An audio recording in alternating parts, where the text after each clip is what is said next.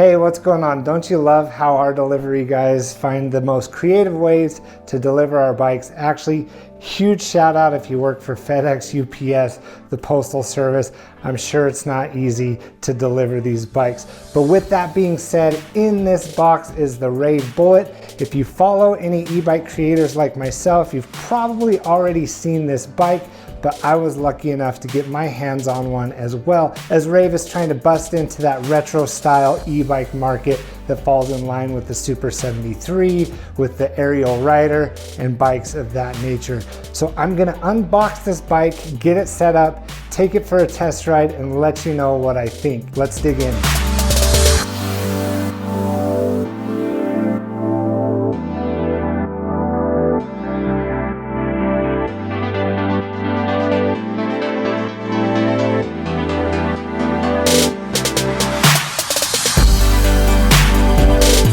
And here it is, the Raev Bullet, all set up, unboxed, ready to go. I do have a few bolts to tighten before I take it out for a test ride. I have the battery on the charger, which is a 48 volt, 13 amp hour battery. That's not gonna give you the most range. However, for what the price point of this bike is, I feel like it's pretty comparable to other bikes in that price point. We'll get more into that later. So let's take an initial walk around the bike and just kind of get a general look and feel for it. I would say that it's competing with a Super 73 and an Aerial Rider as far as models go. I'd say this one is closer to the ZX in performance. It does have front suspension. It doesn't have rear suspension. However, they do have a model that does. That's the Bullet GT. They have a dual battery option on that one. This one does not have the dual battery option. This is their basic model. Now, when these first started coming to market, the thing that I noticed right off the bat was this seat. It's nice and big. Taking a look at it, it does look fairly comfortable, but it kind of is reminiscent of the rear end of an Ant. I don't know, what do you guys think? It does have a rear tail light, however, it is battery powered. You do have to turn it off and on. It does have a front headlight, and right out of the gate, I noticed that no matter which way the handlebars are pointed, that headlight actually stays the same direction. It is getting into the evening, so I'm gonna test this out at night to see how that goes. As I mentioned, it does have a front suspension fork here. Looks like it's pretty basic. Does it have a lockout? Doesn't look like it has any lockout mechanism. Might be just kind of a spring-loaded suspension there. Of course, this is where the battery goes. They do have this mount here. It looks like you'll be able to mount some accessories to that as they come out. I noticed that they have some big plans to be able to mount things to this, including a surfboard rack. The tires, they look pretty good. They're your basic treaded road tires here. I believe they're 20x4. And then the motor on this is actually a 500 watt motor. Now, supposedly the torque on it, which I think is 55 Newton meters, is enough to make it feel more like a 750 watt motor. So I'll be sure to look out for that as well. Now, I have owned a ZX before. I really like the motor on the ZX. We'll see if it's comparable, even though this Super 73 ZX has a 750 watt motor. Coming along this side here, plenty of areas to mount accessories. It looks like they already have the bolts in there to do so. It does have a Shimano, I believe it's a 7 speed shift, so that'll be nice. That'll actually help with some of the lower power on that motor, you know, getting up hills and stuff, being able to pedal. Again, we have the Shimano gear shifter up here. Let's look at the display. Once I get some charge in the battery, we'll turn the bike on and test that out. But overall opinion based on appearance, it looks pretty sweet. And as far as the price point goes, it actually comes in way lower than a comparable Super 73. One other observation here is this plastic box. Of course, this is where the controller is. It's also the bottom bracket of your pedals. As you can see, the battery comes right into here. When I first saw it, I thought maybe it had an additional mid-drive motor as well, which would be pretty cool, but that's not the case. It is kind of nice to have the controller nice and hidden there. Hopefully it's waterproof, because as you can see, there are no fenders on this model of the bike. Customizability, it looks like it's as customizable as a Super 73. Of course, the seat again is super unique, so maybe not so much there, but you might be able to swap out a headlight. Again, interesting mount. Kind of a cool little rock guard on that headlight though. It is just plastic, so hopefully that stands the test of time. One thing I will say about how this was packaged, it was the most carefully packaged bike that I've ever unboxed, and I've unboxed several. So I do appreciate the attention to detail there. But let me get the nuts on the tire tightened up and the bolts torqued for the handlebars and those into place. We'll get the battery on it and check out some of the electronics. So I still have it charging. If you can see right in here, looks like it came pretty empty. So might need an overnight job here. But as I was setting it up, I noticed a couple of more things. One thing I didn't mention is that it has a twist throttle. We'll see how that goes with the bike like this. I'm used to a thumb throttle with the Super 73. And then you have your quick shifting Shimano, all controlled by your thumb. You know, higher gears, lower gears. So that's going to be nice to test out. I haven't really seen the display yet. And then the brakes are not hydraulic, they are mechanical disc brakes.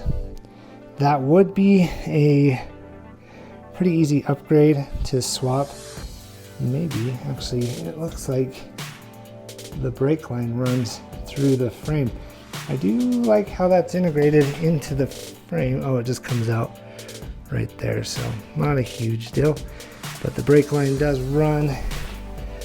Maybe it comes back through the frame. Maybe it would be a little bit harder to swap out than I thought. But yeah, mechanical disc brakes. There are some brakes you can add that have a hydraulic reservoir in the actual caliper that are actuated by a mechanical lever. You could easily swap out for those, and I've actually done that on the Super 73 ZX. I have a video about that. I noticed that there are some posts on the suspension fork here. This looks like where a fender could tie in if you wanted to add that later. Maybe something that covers the whole tire. So quick first impressions. The throttle isn't as responsive as I thought it would be. That might come from the fact that I'm used to a Teleria Sting that has you going from like 0 to 40 on the first twist. So this is more of a gradual throttle. I'll do a more full review when it's light outside. I just wanted to test the light, and I was excited to ride it. Wow, this is a super dark street.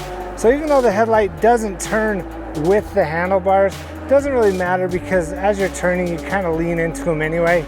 So you can see that no matter which way I go, I mean, I'm still getting headlight coverage. So that shouldn't be a concern if it raised any eyebrows as I was setting this up. The suspension is a little stiff. It's not an air suspension, it's like spring loaded. But the seat does feel pretty comfortable, so that's good.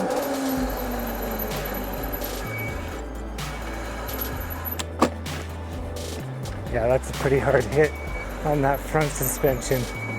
Might be worth letting some air out of the tires.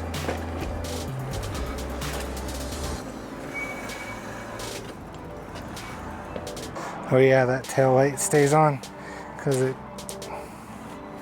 it's on its own battery.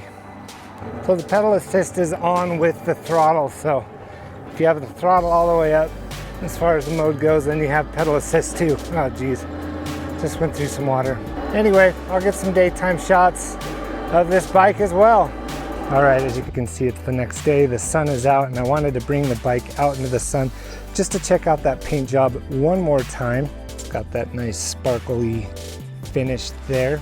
Also, something else that I forgot to point out is that the battery actually has a little USB port that might come in handy. You can run a cable along here and keep your phone charged as well. Of course, that might dig into some of your riding time. I did notice a few cosmetic things.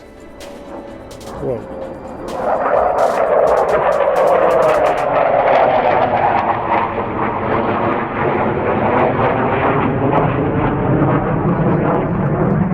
Gotta love when the Air Force flies by. But I did notice a few cosmetic things. I don't think that this has to do with shipping.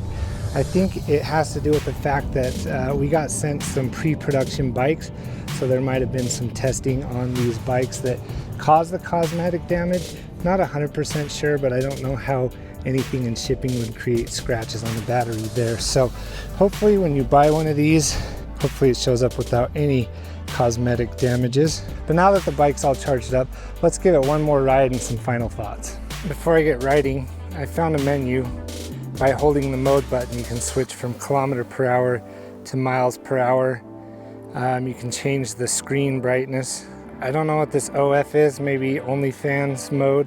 Not gonna get that from me. And PD, don't know what that is either.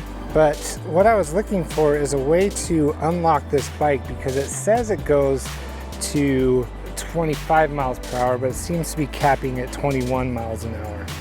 So maybe switching this to 15 will get me that result. Can't say that the throttle feels any more responsive, but we'll see. About to climb this hill though. Does okay on the hills. You know, this is my favorite thing to admit, but I am the heavier rider, but that is where pedal assist and the gear shift comes into play. I mean, definitely didn't have a ton of power going up the hill, but didn't have to put much effort into it. See how fast I get on this straightaway before I hit off-road. Yeah, see, it throttles me at 21 miles an hour, it feels like. But yeah, let's just do this little 1 mile stretch. One concern without fenders is having rocks flip up and smack me in the mouth. I'm wearing an open face helmet right now. But it feels okay off-road. Might be a little struggle up this hill, but let's see. I'm not missing the lack of rear suspension yet, so that's okay too. Yeah, I make it up the hill just fine. There's just no speed behind it. It's also interesting how laggy this twist throttle is. Like right now I'm coasting. If you can see my hands, I twist the throttle, and now I feel the motor kick in. It's at least a second, maybe more. So that's interesting. Feels nice off-road, even without suspension. I'm not hitting huge bumps, but if you're gonna ride this on a pretty mild dirt trail, I'd say it's not a bad option. The one nice thing about having a delayed twist throttle is you don't have the tendency to whiskey throttle.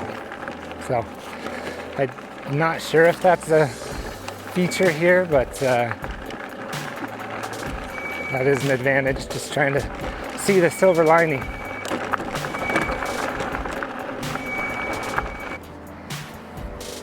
Holy cow.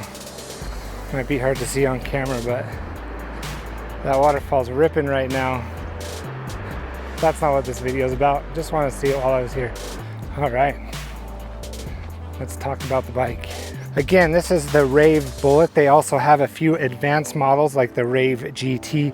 This is their base model. Doesn't come with rear suspension, no fenders, smaller battery, smaller motor, but it's getting me around, and that's all I could ask for.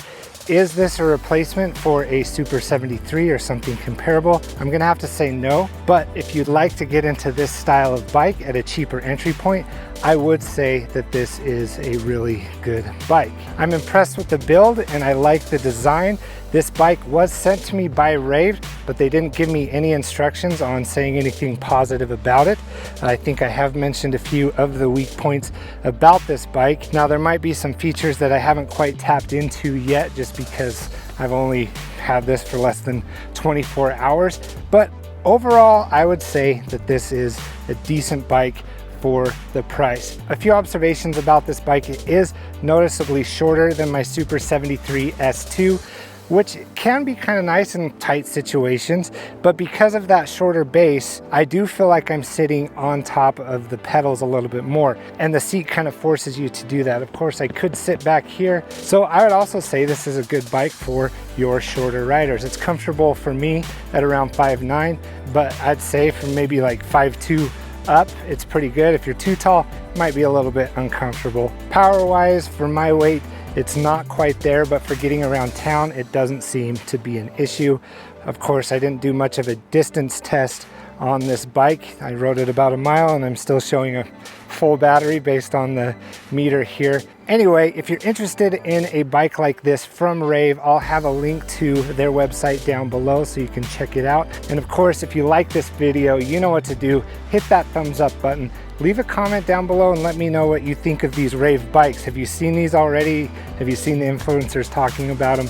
What are your thoughts? And of course, while you're down there, hit that subscribe button. Have a great rest of your day.